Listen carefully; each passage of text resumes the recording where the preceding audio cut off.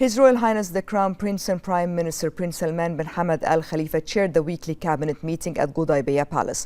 The cabinet highlighted the importance of the statement delivered on behalf of His Majesty King Hamad bin Isa Al Khalifa at the extraordinary session of the GCC Supreme Council and the Emergency Arab Islamic Summit convened to address the Israeli attack on Qatar. The cabinet underscored the significance of His Majesty's participation, which was represented by His Majesty the King's personal representative, His Highness Sheikh Abdullah bin Hamad Al Khalifa. The statement affirmed the need for Arab and Islamic nations to speak with a unified voice and safeguard peace and a steadfast approach to securing the future generations to come. The cabinet also reviewed the report submitted by the Minister of Justice, Islamic Affairs and Waqf in this regard. The cabinet affirmed the outcomes of the official visit of His Royal Highness to Japan, during which His Royal Highness met with Emperor of Japan, His Majesty Emperor Naruhito, the Crown Prince of Japan, His Imperial Highness Fumihito, and the Prime Minister of Japan, Shigeru Chiba.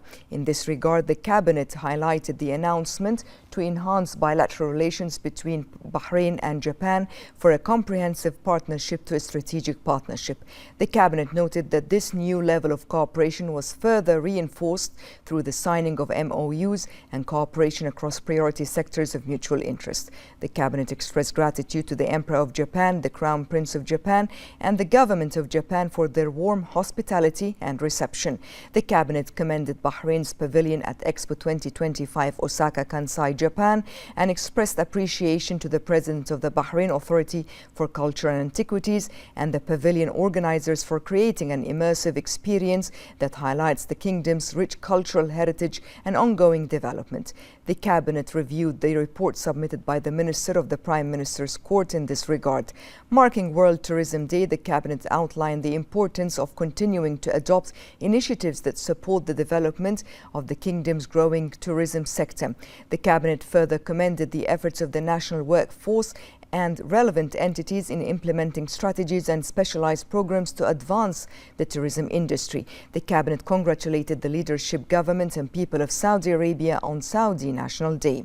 The cabinet highlighted Saudi Arabia's accomplishments under the leadership of the custodian of the two holy mosques, King Salman bin Abdulaziz Al Saud, and the support of His Royal Highness the Saudi Crown Prince and Prime Minister, Prince Mohammed bin Salman bin Abdulaziz Al Saud.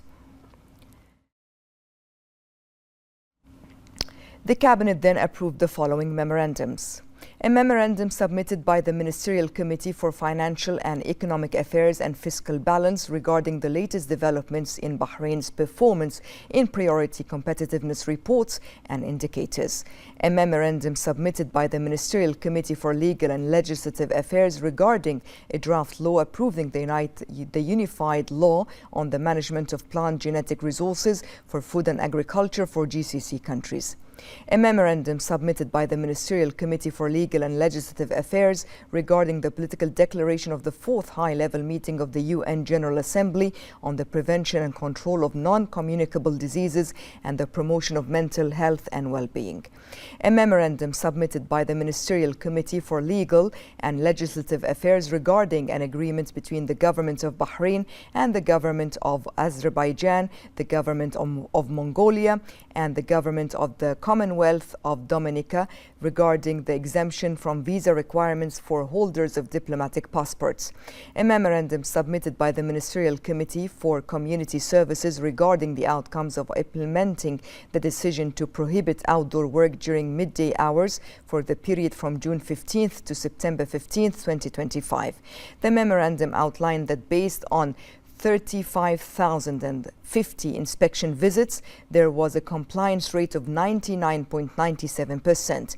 The cabinet commended the commitment demonstrated by various companies to the decision. A memorandum submitted by the Ministerial Committee for Legal and Legislative Affairs on the government's response to several draft laws and proposals submitted by the Representatives Council.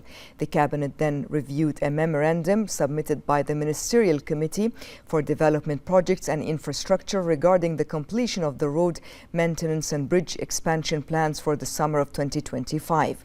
The cabinet also noted the following ministerial reports. The outcomes of the official visit to the Minister of Works to Egypt and Bahrain's calendar of events from September to December 2025.